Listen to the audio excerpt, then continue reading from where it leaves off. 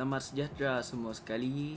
Saya akan present bab 5 dan bab 6 Geografi. First, bab 5 Pengangkutan di Malaysia. Dalam buku teks Geografi tingkatan 2 ni, dia ada je cakap apa yang kita akan belajar di bab 5 tingkatan 2 ni. Tapi tak best lah pakai buku teks. Kamu orang pun malas baca kan. Saya akan tempek gambar-gambar dan saya akan explain dekat kamu semua. Okey tu. Jaringan jalan di Malaysia. Malaysia mempunyai jaringan jalan raya yang maju dan cekap. Jaringan jalan raya lebih tertumpu di pantai barat berbanding dengan pantai timur semenanjung Malaysia. Lebuh raya pula dibina untuk mempercepatkan dan memudahkan perjalanan. Lebuh raya utama di Malaysia. Pertama, Lebuh Raya Utara Selatan. Kedua, Lebuh Raya Persekutuan. Ketiga, Lebuh Raya Kuala Lumpur Karak. Keempat, Lebuh Raya Pantai Timur. Kelima, Lebuh Raya Timur Barat. Keenam, Lebuh Raya Kuala Krai, Gua Musang, Kuala Lipis. Ketujuh, Lebuh Raya Tun Razak. Dan ke-8, Lebuh Raya Pen Borneo dalam pembinaan. Maksudnya masih dalam proses menyiapkan. Terdapat beberapa jenis jalan di negara kita. Terdapat jalan raya persekutuan, jalan bandaran, jalan berturap dan jalan tidak berturap. Jaringan landasan kereta api di Malaysia.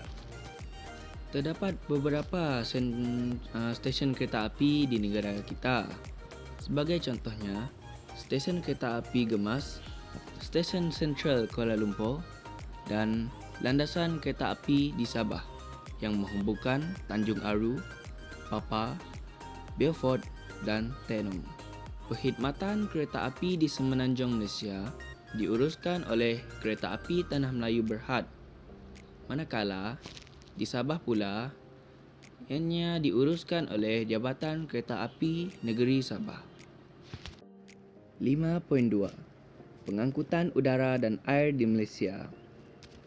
Malaysia mempunyai sistem rangkaian lapangan terbang domestik dan antarabangsa yang lengkap, moden dan bertaraf dunia. Di Malaysia, terdapat 6 lapangan terbang antarabangsa, 16 lapangan terbang domestik dan 18 padang terbang. Sebagai contoh lapangan terbang antarabangsa di Malaysia ialah lapangan terbang antarabangsa Pulau Pinang dan lapangan terbang antarabangsa Kuala Lumpur. Seterusnya, pelabuhan utama di Malaysia. Pelabuhan merupakan rangkaian pengangkutan yang penting untuk urusan perdagangan. Berikut adalah antara pelabuhan yang utama di Malaysia. Pelabuhan Pulau Pinang merupakan pintu masuk ke semenanjung Malaysia. Pelabuhan Pulau Pinang mempunyai perkhidmatan feri dan marina. Pelabuhan Kuantan. Pelabuhan Kuantan menyediakan perkhidmatan pemunggahan, penyimpanan dan penyerahan bagi pukal kering, pecah pukal cecair dan kargo berbahaya. Pelabuhan Bintulu. Pelabuhan Bintulu merupakan laluan tunggal ekspor utama negara, iaitu gas asli cecair. Ciri-ciri pelabuhan ialah ianya terletak di kawasan perairan yang terlindung, mempunyai jaringan dengan kaedah pengangkutan yang lain, dan mempunyai jaringan dengan pelbagai aktiviti dan perkhidmatan sokongan. 5.3 Pengangkutan awam di Malaysia. Terdapat 3 jenis pengangkutan awam di Malaysia, iaitu darat, air dan udara. Di darat, terdapat 2 jenis pengangkutan awam, iaitu di jalan raya dan di jalan kereta api. Untuk pengangkutan awam di jalan raya, kita ada bas, teksi dan e-panggilan. Untuk jalan kereta api pula, kita ada monorail, KTM komuter dan transit aliran ringan ataupun LRT. Untuk pengangkutan awam kategori air, kita ada ferry dan boat. Manakala untuk kategori udara pula, kita ada kapal terbang. Seterusnya, faktor-faktor yang mempengaruhi jaringan pengangkutan di Malaysia. Faktor yang mempengaruhi jaringan pengangkutan di Malaysia ni sebenarnya ada banyak. Tetapi saya akan memberitahu ataupun menyebut kategorinya sahaja. Kategori pertama, bentuk muka bumi. Seterusnya, kemajuan teknologi. Yang ketiga, dasar kerajaan. Dan yang terakhir, kegiatan ekonomi. Kita akan beralih ke kepentingan pengangkutan darat, udara dan air di Malaysia. Antara kepentingan pengangkutan darat, kita dapat membawa penumpang dan barangan. Selain itu, ia juga akan mempertingkatkan darjah ketersampaian. Sebagai contohnya, ia akan menghubung kawasan pedalaman seperti Greek, Perak dan Jelly di Kelantan. Untuk kepentingan pengangkutan udara pula, ianya menggalakkan integrasi nasional. Sebagai contoh, ia dapat menghubungkan semenanjung Malaysia dengan Sarawak dan Sabah. Selain itu, pengangkutan udara dapat meningkatkan darjah ketersampaian.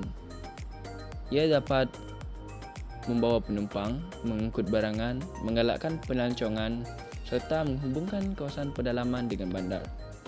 Ia juga sebenarnya menjimatkan masa perjalanan dari satu destinasi ke destinasi yang lain. Akhir sekali, kepentingan pengangkutan air. Pengangkutan air ni tadi ada dua seperti yang diberitahu tadi, iaitu ferry dan boat express. Kedua-dua ini sangat penting kerana ia dapat menghubungkan kawasan pedalaman, mengendalikan urusan perdagangan dan membawa penumpang dan barangan. 5.6. Kepentingan pengangkutan awam di Malaysia. Antara kepentingan pengangkutan awam di Malaysia adalah ia pastinya dapat mengurangkan kesesakan lalu lintas. Ia juga dapat memajukan industri pelancongan seperti perkhidmatan teksi, bas dan rel bersepadu. Ini dapat memudahkan pergerakan pelancong dalam negara. Selain itu, ia dapat mewujudkan peluang pekerjaan. Dengan adanya teksi, bas dan rel bersepadu, banyak peluang pekerjaan boleh diwujudkan. Sebagai contoh, untuk teksi, pemandu teksi, untuk bas, pemandu bas. Dan akhir sekali, ia dapat mengurangkan pencemaran udara. Penggunaan pengangkutan awam seperti rel bersepadu dapat mengurangkan pembebasan asap kenderaan kerana rel bersepadu ini menggunakan tenaga elektrik. Dan subtopik terakhir di bab 5 Geografi tingkatan 2 adalah amalan pengangkutan lestari. Antara kepentingan sistem pengangkutan yang lestari adalah ianya dapat mengurangkan kos bahan api, mengurangkan hakisan dan mengelakkan kesesakan lalu lintas. Antara amalan pengangkutan lestari adalah penggunaan kereta elektrik dan hibrid, berkongsi kereta dan penggunaan kereta awam. Sebagai contoh pengangkutan awam adalah pengangkutan awam percuma oleh pihak kerajaan, iaitu perkhidmatan bas bandar, Go KL dan bas muafakat Johor. Bab 6. Telekomunikasi di Malaysia. Pertama sekali, kita akan terangkan tentang alat telekomunikasi di Malaysia. Perkataan telekomunikasi berasal daripada perkataan Greek tele yang bermaksud sangat jauh, manakala komunikasi bermaksud proses untuk menghantar informasi yang melibatkan masyarakat. Oleh itu, telekomunikasi bermaksud suatu interaksi yang melibatkan jarak jauh antara penyampai dengan penerima. Di dunia kita ada 6 peringkat telekomunikasi, alat telekomunikasi dia berubah mengikut peredaran zaman. Pertama sekali, kita ada alat yang dipanggil telegraf. Diperkenalkan oleh pihak British pada tahun 1876. Kedua, kita ada telefon. Telefon talian tetap mula digunakan di tanah Melayu pada tahun 1891. Kemudian kita ada mesin telex. Jaringan teleprinter mirip dengan jaringan telefon yang berfungsi mengirim pesanan dalam bentuk teks. Keempat, mesin fax. Teknologi telekomunikasi yang digunakan untuk memindahkan salinan dokumen menggunakan mesin fax disambungkan dengan rangkaian telefon. Yang kelima dan yang keenam, dia hampir sama, cuma fungsi dia berbeza. Yang kelima adalah telefon bimbit. Dia dikenali sebagai telefon selular atau telefon tanpa wayar. Cuma dia banyak fungsi yang ada di telefon pintar tiada di telefon bimbit. Sebab, peredaran zaman, teknologi pun semakin canggih.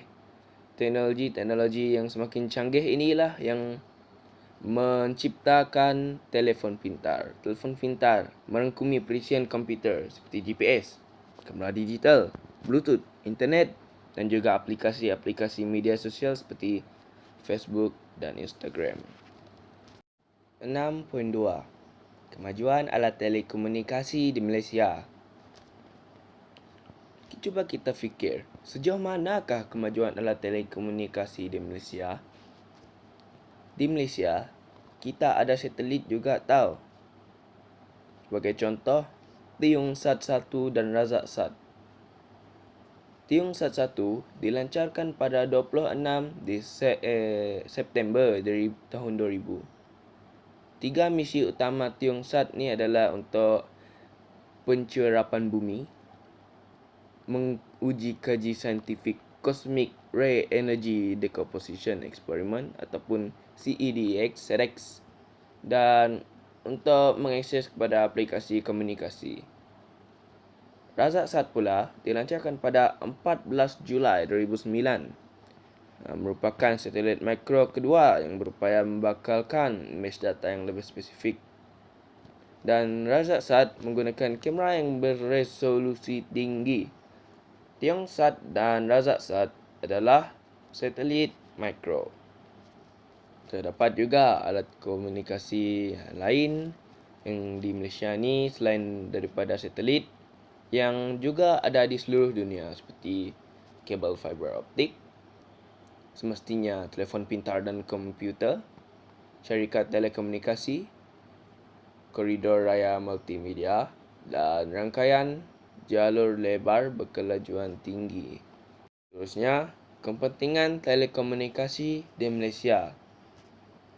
Seperti yang kita tahu, kita banyak menggunakan alat telekomunikasi di dalam kehidupan seharian kita. Tetapi, kita pun mesti tahu selain daripada untuk bermain game, untuk menghantar-hantar foto kepada sini sana, kita juga perlu tahu kepentingan lain telekomunikasi. Kepentingan lain telekomunikasi adalah seperti ia dapat mengeratkan silaturahim. Macam kita selalu call awek kita, call mak-mak kita dan bapak kita yang jauh di mata tapi dekat di hati.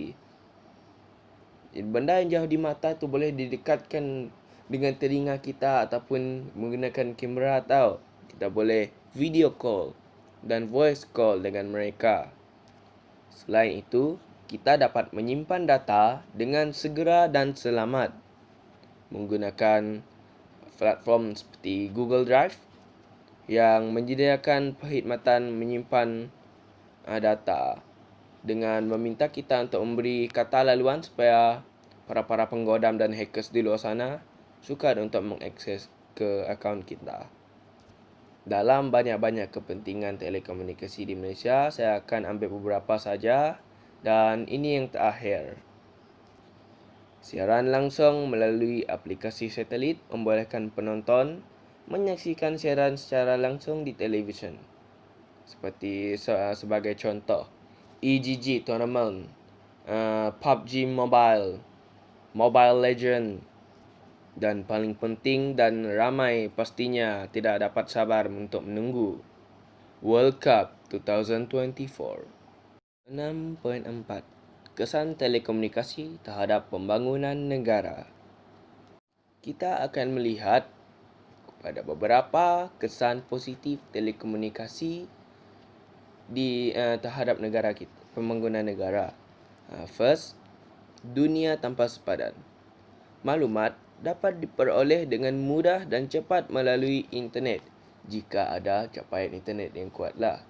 Kalau di beberapa kawasan di Malaysia ni, saya pasti anda mengalami hard times.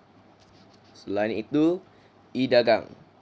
Pastinya semua orang tahu Shopee. Itulah kesan positif telekomunikasi terhadap pembangunan negara. Shopee, Lazada, perkhidmatan dan jual beli atas talian. Peluang pekerjaan. Perkembangan pesat dalam pelbagai sektor mewujudkan banyak peluang pekerjaan. Dan akhir sekali, multimedia interaktif. Memudahkan sistem pembelajaran.